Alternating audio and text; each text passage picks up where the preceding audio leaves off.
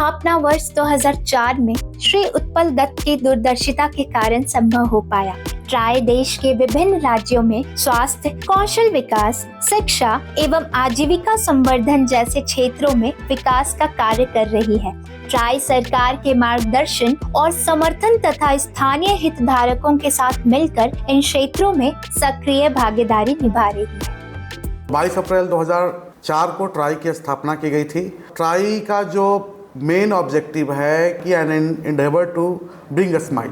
हम लोग चाहते हैं कि हर चेहरे पे खुशी का मुस्कान हो, और उसी के क्षेत्र में काम करते हुए हम लोगों ने ट्राई इंडिया अभी फ़िलहाल देश के 8 राज्यों में काम कर रही है, जिसमें स्वास्थ्य एक बड़ा मुद्दा है, शिक्षा है, स्किल ट्रेनिंग है, लाइवलीहुड है, और हम लोग राज्य के अलग अलग ज़िलों में विभिन्न प्रोग्राम के तहत खास करके महिलाओं, किशोरी बालिकाओं और जो समाज के पिछड़े वर्ग हैं जिन्हें सही में उनको सहयोग की आवश्यकता है, उन लोगों के लिए हम लोग विभिन्न कार्यक्रमों के माध्यम से उनको हम सेवा पहुंचा रहे हैं। ट्राई संस्था एजिस फेडरल लाइफ इंश्योरेंस के साथ साझेदारी कर झारखंड के विभिन्न जिलों में किशोरियों के कल्याण हेतु एक व्यापक कार्यक्रम की शुरुआत की।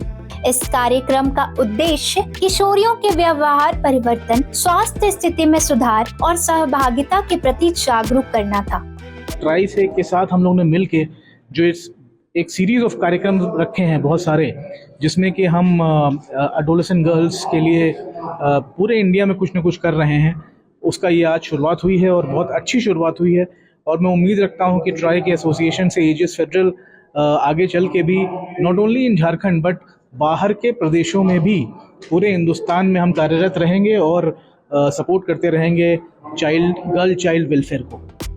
इस कार्यक्रम के तहत रांची में 8 एवं देवघर में 6 कार्यशालाएं आयोजित की गई। इन कार्यशालाओं का उद्देश्य किशोरियों को स्वास्थ्य, पोषण और व्यक्तिगत विकास के बारे में शिक्षित करना एवं किशोरियों को उनके स्वास्थ्य के बारे में उचित निर्णय लेने के लिए सशक्त बनाना था।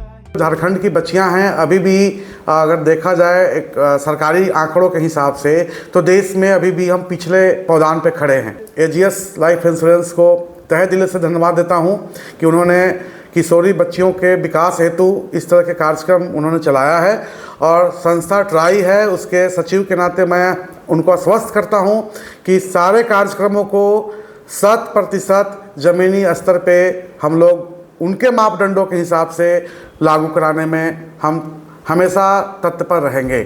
समाज को अधिक जागरूक करने के उद्देश्य से कार्यक्रम का थीम सुनो, समझो और बदलो पर रांची के 10 और देवघर के 15 प्रमुख स्थानों पर नुक्कड़ नाटक का आयोजन किया गया। जितने भी लड़कियां जहां जहां भी रह रहे हैं या जो कम्युनिटी में रह रहे हैं, इस नुक्कड़ नाटक के माध्यम से वो लोग जाने कि स्वास्थ्य क्या होता है, शिक्षा का महत्व क्या होता है, और आने वाले दिनों में वो अपने सहेली को, अपने परिवार के सदस्यों को, जितने कम्युनिटी में और ऐसे लड़कियां हैं उन लोगों को जागरूक करें। और सही मायने में नुक्कड़ नाटक के माध्यम से बहुत सारे लड़की आज खुल के अपने स्वास्थ्य के बारे में बात कर रहे हैं।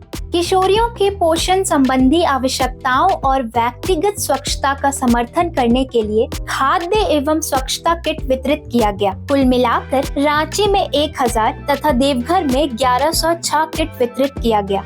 एजियस फेडरल इंश्योरेंस और ट्राई संस्था ने इस विषय को बहुत गहराई से लिया और देखे कि जो लोगों में, खास करके जो लड़कियों में ये पौष्टिक आहार की कमी है, उन लोगों के लिए एक स्पेसिफिक किट बनाया गया और उनको दिया गया, और ये जागरूक किया गया कि पौष्टिक आहार लड़की लोग में कितनी अहमियत रखता है। हमको जो ये हॉस्पिटल से चीज़ मिला है उससे खाने से हम लोग को पौष्टिक आहार मिलता है, जैसे किशमिश, गुड़, सत्तू, बादाम और ढेर सारा चीज़। जागरूकता अभियान के प्रमुख घटक के रूप में किशोरियों के स्वास्थ्य और पोषण संबंधी लाभों के बारे में संदेश देने के लिए देवघर और जयपुर में मूरल आर्ट बनाए गए। रांची में मूरल आर्ट परियोजना सफलतापूर्वक पूरी हो चुकी है। ये मूरल आर्ट स्वास्थ्य और पोषण के महत्व की दृश्य दर्शाते हुए सामुदायिक जागरूकता बढ़ाते हैं। हमें इस पेंटिंग से ये सीख मिलता है कि हमें पढ़ना चाहिए और हमें अपना हेल्थ का ख्याल रखना चाहिए। इस चीज़ से हम बहुत आगे बढ़ सकते हैं। एजिस फेडरल लाइफ इंश्योरेंस और ट्राई के बीच साझेदारी से झारखंड की किशोरियों के कल्याण को काफी आगे बढ़ाया गया है। जैसे जैसे कार्यक्रम विकसित होते रहेंगे, स्थिरता और सामुदायिक भागीदारी स्थायी प्रभाव से सुनिश्चित होंगे। किशोरियों को ज्ञान और संसाधनों से सशक्त बनाकर हम एक स्वस्थ और अधिक जानकारी वाले और आत्मविश्वासी पीढ़ी का मार्ग प्रशस्त कर रहे हैं, जिससे अंततः पूरे समाज को लाभ होगा।